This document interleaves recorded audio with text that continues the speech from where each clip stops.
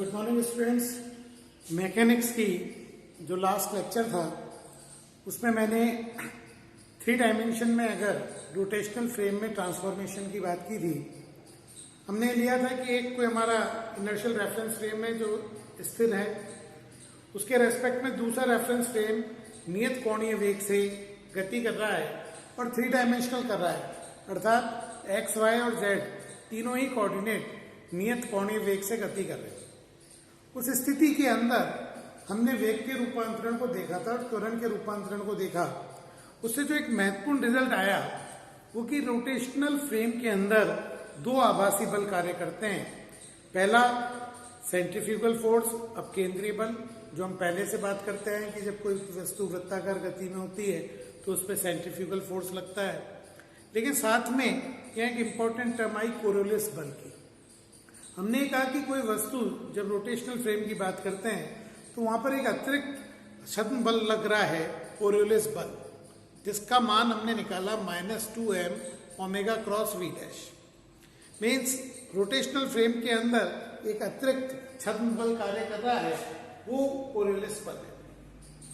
अब अगर हम पृथ्वी की बात करें तो पृथ्वी अपने अक्ष पे घूर्णन कर रही है, यानी पृथ्वी अपने आप में एक रोटेशनल फ्रेम है। और जब एक पृथ्वी रोटेशनल फ्रेम है जिसका हमें पता है कि कोणीय वेग अगर निकालें तो 2π/t आएगा, t क्योंकि पृथ्वी 24 घंटे में एक अपना अक्ष में घूर्णन पूरा करती है, तो मान बहुत न्यून है।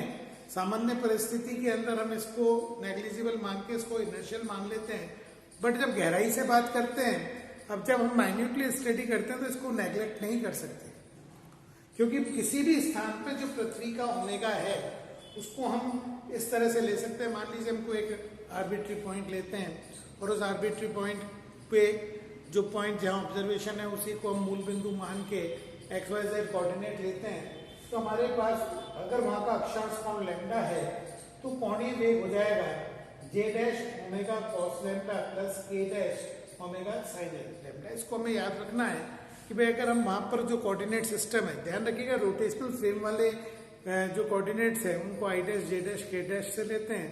इसलिए जो पृथ्वी पर हमने कोई बिंदु पर निर्देश तंत्र माना उसके coordinate axis I dash, J dash, K dash है, क्योंकि वो तो अपने आप में रोटेट कर रहे हैं।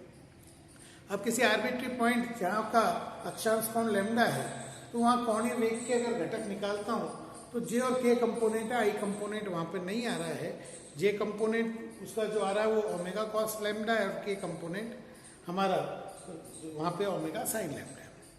निश्चित जब हम पृथ्वी पे माइन्यूटली बात करेंगे तो पृथ्वी पर जो कोरियोलिस बल लगेगा, अगर हम माइन्यूटली देखेंगे तो कहीं ना कहीं जो कण पृथ्वी पर गति करेगा उस पर कोरियोलिस बल का प्रभाव होगा। अब इसको हम 2 तरह से बात करेंगे। आज हम बात करेंगे कि अगर पृथ्वी पर कोई क्षैतिज पे अगर मतलब होराइजन के ऊपर कोई गति कर रहा है तो उसमें कोरियोलिस बल का क्या प्रभाव होगा, और अगली कक्षा में हम बात करेंगे जब हम ऊर्ध्वाधर किसी को फेंकते हैं तो उस पर कोरियोलिस बल का क्या प्रभाव होगा।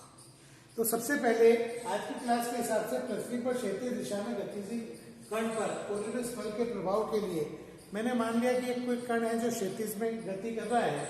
जब वो क्षैतिज में गति करेगा तो उसके वेग के 2 ही हमारे पास घटक होंगे, एक एक्स घटक होगा और एक वाई घटक। मीन्स वेलोसिटी लिख सकते हैं Vx dash I cap plus Vy dash J cap, क्योंकि हमने माना है कि क्षैतिज पे गति कर रहा है तो इसका थर्ड कंपोनेंट 0 होगा। इस आधार पर अगर मैं इसके कोरियोलिस बल की कैलकुलेशन करूं तो कोरियोलिस बल कहलाता है 2m ओमेगा क्रॉस v। यहाँ पर देखिए मैंने बल नहीं करके इसको त्वरण की बात कर लेते हैं कि हमने त्वरण का मान ज्ञात किया है। तो उस पॉइंट ऑफ व्यू से मेरे पास मैं सारे त्वरण की बात कर लेते हैं। तो त्वरण -2 ओमेगा क्रॉस v डैश हमने सारणिक ले लिया। सारणिक में ओमेगा क्रॉस v डैश करने के लिए ओमेगा हमें पता ही है, ये तो हर जगह वही रहेगा। ये ओमेगा ले लिया और यहाँ से v डैश रख लिया। जैसे डिटरमिनेंट को सॉल्व करते हैं इसके तीनों कोऑर्डिनेट आएंगे। यहाँ देखिएगा कि जो हमारा कोरियोलिस त्वरण है या कोरियोलिस बल है वो चाहे हमारा कण क्षैतिज में गति कर रहा है लेकिन उसके तीनों घटक हैं, I कैप भी है, J कैप भी है और K कैप भी है। मीन्स यहाँ पे जो इसके बल आ रहा है या त्वरण आ रहा है उसका एक्स दिशा में भी है, वाई दिशा में भी, जेड दिशा में भी है। यद्यपि हमारा कण केवल एक्स वाई दिशा में ही गति कर रहा है, उसके बावजूद क्षैतिज गति के बावजूद इसका ऊर्ध्वाधर घटक है, तो हमारे पास एक्स दिशा का घटक आएगा 2 omega V Y dash sine alpha, Y दिशा का घटक आएगा 2 omega dash V X dash sine lambda, और के डैश घटक आएगा 2 V X dash cos lambda. तो इस तरह से हमारे पास 3 घटक आते हैं। अब इसमें से हम त्वरण का केवल क्षैतिज घटक ले लेते हैं, हॉरिजॉन्टल कंपोनेंट लेते हैं, तो आई और जे से हॉरिजॉन्टल कंपोनेंट बनता है। यहाँ 2 ओमेगा बाहर आ गया, तो बच गया V Y dash I dash minus V X dash J dash sine lambda है। लैम्डा का इंपॉर्टेंट रूल है, जैसे लैम्डा 0 होगा तो ये कंपोनेंट 0 हो जाएगा, और लैम्डा 90 डिग्री होगा तो मैक्सिमम हो जाएगा। लैम्डा 0 ये रिप्रेजेंट करता है कि अगर हम इक्वेटर पे जाएंगे तो ये इफेक्ट 0 होने वाला है।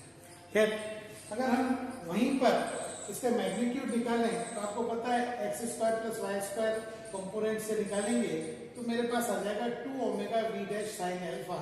यानी जो क्षैतिज घटक है, अगर हम बात कर रहे हैं कि एक कण क्षैतिज में गति कर रहा है तो उस पर कोरोलिसिस बल का जो क्षैतिज घटक आएगा उसका परिमाण आ रहा है 2 omega V dash sine lambda, जबकि ऊर्ध्वाधर घटक का परिमाण आ रहा है 2 omega V dash cos lambda, V X dash cos lambda. Means ऊर्ध्वाधर घटक के अंदर भी लैम्डा का तो रोल है, लेकिन वेलोसिटी केवल एक्स कंपोनेंट का रोल है, वाई कंपोनेंट का रोल नहीं है। यहाँ पर ध्यान देखने की बात है, जो क्षैतिज घटक है उसका जो प्रभाव 2 omega V dash sine alpha है, इसका कण पर ये प्रभाव होगा कि ये उत्तरी दिशा में तो दाहिनी ओर कार्य करेगा। अभी किधर कार्य करेगा? ये त्वरण करेगा दाहिनी दिशा में। अगर हम उत्तरी गोलार्ध में हैं तो ये दाहिनी दिशा में यानी राइट हैंड साइड की तरफ वर्क करेगा, और अगर हम दक्षिणी गोलार्ध में तो बाईं साइड में वर्क करेगा। तो हम ये कह सकते हैं कि जब कोई पृथ्वी पर क्षैतिज में कण गति करता है तो कोरियोलिस बल का प्रभाव उस पर आएगा। अगर वो उत्तरी गोलार्ध में है तो उसके ऊपर एक त्वरण होगा दाहिनी ओर, और अगर वो दक्षिणी गोलार्ध में तो उस पर त्वरण होगा बाईं ओर। यानी अगर कहीं पे हम जस्ट ये बात कर लें कि क्षैतिज में ही कोई गति कर रहा है तो भी उस कण के ऊपर कहीं ना कहीं कोरियोलिसिस बल के कारण क्षैतिज में ही ऊर्ध्वाधर भी थोड़ा सा बल कार्य कर रहा है, लेकिन क्षैतिज में उस पर दाहिनी अथवा बाईं ओर बल कार्य करेगा, जिसके कारण एक अल्प विस्थापन होगा।